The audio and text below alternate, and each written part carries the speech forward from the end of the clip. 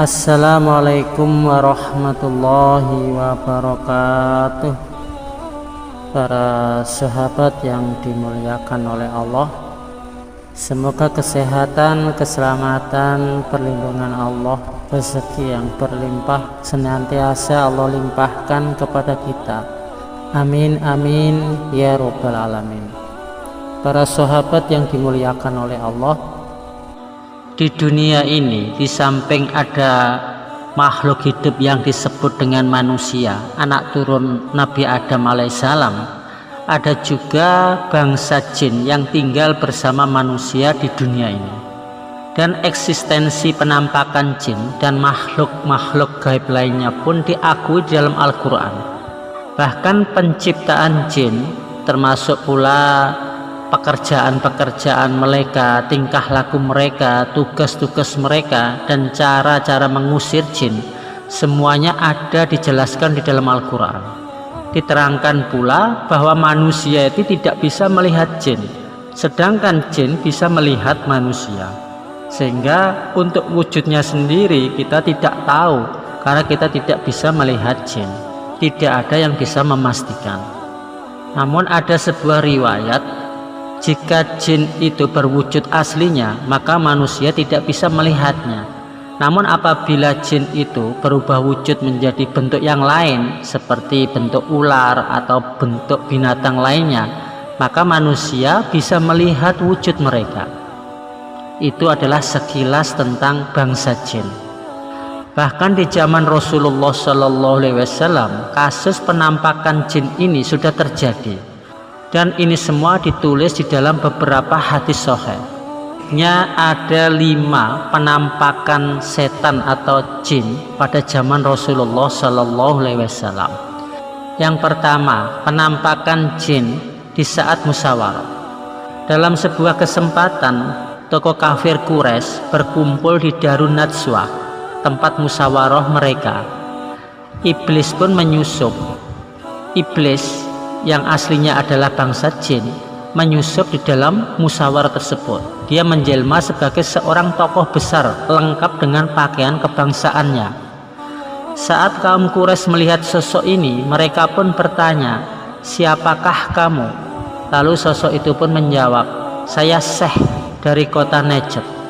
Saya mendengar kalian telah bersatu, karena itu saya hadir ke sini agar kalian tidak kehilangan pendapat dan nasihat saya." Mereka pun antusias menyambutnya. "Ya, silakan masuk," ujar mereka. Iblis yang menyerupai Syekh itu pun masuk bersama mereka lalu berkata, "Perhitungkanlah keberadaan lelaki itu," maksudnya Muhammad. "Demi Allah, sepak terjangnya tidak akan bisa kalian bandingi." Kisah ini ada di dalam tafsir Ibnu Katsir. Penampakan yang kedua adalah penampakan jin di keranjang. Di hadis riwayat Tirmidzi dikisahkan bahwa ada seorang sahabat Nabi yang bernama Abu Ayyub yang mempunyai sekeranjang kurma. Menurut ceritanya, yaitu cerita Abu Ayyub, keranjang kurma tersebut didatangi hantu atau jin dan mengambil salah satu kurmanya. Kemudian Abu Ayyub pun melaporkan ke Rasulullah SAW.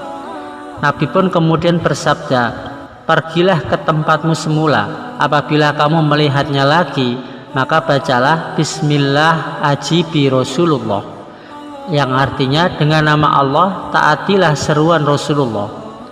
Dan kemudian aku praktekkan, lalu dia jin bersumpah untuk tidak datang lagi. Kisah ini juga pernah dialami oleh seorang sahabat yang lain yang bernama Abu Hurairah.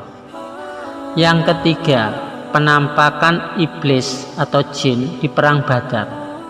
Di dalam tafsir Ibnu Katsir diterangkan bahwa Ibnu Abbas berkata, iblis telah menyerupai manusia sebagai sosok Suraqah bin Malik, pemuka Bani Mujlid.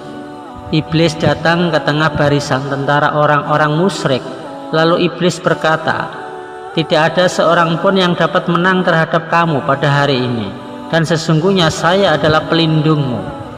Ketika manusia telah berkumpul, Rasulullah SAW mengambil segenggam debu, lalu beliau lemparkan ke arah orang-orang musyrik.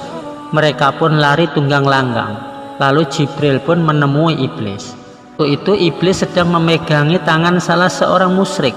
Begitu melihat kedatangan Jibril, iblis pun langsung melepaskan tangan orang musyrik tersebut dan kabur mengambil langkah 1000. Melihat iblis yang kabur itu, iblis saat itu menyerupai bentuk Suraqah bin Malik, maka orang musyrik itu pun kemudian langsung berteriak, "Wahai Suraqah, kamu tadi mengklaim dirimu sebagai pelindung kami, tapi kenapa kamu sekarang malah berlari-larian?" Iblis pun menjawab, "Sesungguhnya aku dapat melihat apa yang kalian tidak bisa melihatnya. Sesungguhnya aku takut kepada Allah, dan Allah sangatlah keras siksanya." Itu adalah reaksi dari iblis yang menyamar sebagai Suraqah bin Malik saat melihat para malaikat Jibril bersama dengan 1000 malaikat lainnya yang membantu kaum muslimin pada perang Badar. Yang keempat, penampakan jin di dalam gentong. Di hadis riwayat Nasai dikisahkan oleh Ubay bin Ka'ab. Ubay bin Ka'ab berkata, "Aku pernah punya gentong yang berisi kurma. Aku selalu memeriksanya, namun pada suatu saat kurma itu berkurang, dan waktu itu aku melihat sosok menyerupai anak remaja. Aku pun menegurnya, 'Apakah kamu jin atau manusia?' Sosok remaja itu pun menjawab, 'Aku jin.' Aku bertanya kembali, 'Apa yang bisa membentengi kami dari kejahatanmu?' Dia pun menjawab, 'Ayat kursi.' Lalu aku ceritakan hal itu kepada Rasulullah Sallallahu Alaihi Wasallam. Rasulullah Sallallahu Alaihi Wasallam pun bersabda, setan itu benar.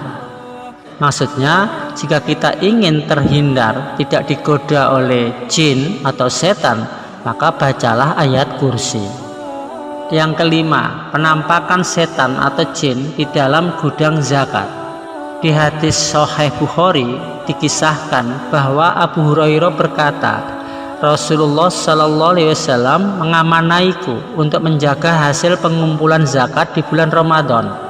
Lalu datanglah seseorang, lalu dia menciduk hasil zakat dengan tangannya. Aku pun lantas menegurnya, demi Allah, kamu akan saya laporkan ke Rasulullah. Kemudian orang tersebut berkata, aku sangat butuh sekali dan aku mempunyai keluarga yang sangat membutuhkan makanan ini. Maka aku pun membiarkannya pergi. Pada pagi harinya Rasulullah bertanya kepadaku, apa yang dilakukan tahananmu semalam? Lalu Abu Hurairah bercerita dan peristiwa itu berulang 3 kali. Padahal Rasulullah Sallallahu Alaihi Wasallam tidak tahu asalnya, tapi Rasulullah diceritai atau diberitahu oleh malaikat Jibril tentang kejadian semalam yang menimpa Abu Hurairah di gedung zakat atau di gudang zakat. Dan peristiwa itu berulang selama 3 kali, 3 hari berturut-turut. Sampai akhirnya jin itu mengajari Abu Hurairah ayat kursi untuk membentengi dirinya dari gangguan setan. Dan ketika hal itu dilaporkan kepada Rasulullah Sallallahu Alaihi Wasallam, Rasulullah pun membenarkan hal tersebut. Rasulullah bahkan berkata, kali ini dia benar, padahal dia adalah pembohong, dia adalah setan. Itu adalah 5 penampakan oleh bangsa jin di zaman Rasulullah Sallallahu Alaihi Wasallam. Dan kisah itu adalah kisah nyata yang termuat di dalam beberapa hadis-hadis sahih yang harus kita yakini, yang harus kita imani kebenarannya. Insya Allah itu yang bisa kami sampaikan. Semoga bermanfaat. Wassalamualaikum warahmatullahi wabarakatuh.